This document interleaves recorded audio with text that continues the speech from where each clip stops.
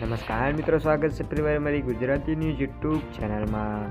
હાલ હમણાં મોટા એક સમાચાર સુરતમાંથી સામે આવી રહ્યા છે મિત્રો। સુરતના ન્યૂ ગામ વિસ્તારમાં 2 વર્ષનું બાળક 3 ફૂટની ગટરમાં પડી ગયું હતું।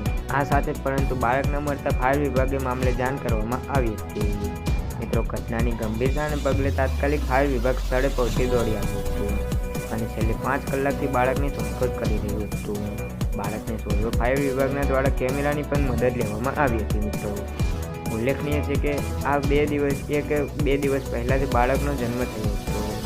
આ મિત્રો તમને આગળ જણાવી દઈએ તો કે મિત્રો સુરતના ન્યૂ કરતાલા ગામ વિસ્તારમાં આવેલા સુમન ધામના અવસરમાં તે કેદાર શરીદભાઈ માતા સાથે 5:30 વાગે બુધવાર ગયો હતો। તે દરમિયાન આઈસ્ક્રીમ ખાવા માટે બાળક માતાનો હાથ છોડાવી રહ્યો હતો। તે દરમિયાન 120 ફૂટના રોડ ઉપર ઢાંકણામાં વગર ગટર હતી તેમાં પડી ગયો હતો અને બાળક 5 કલાક બાદ મળ્યું હતું।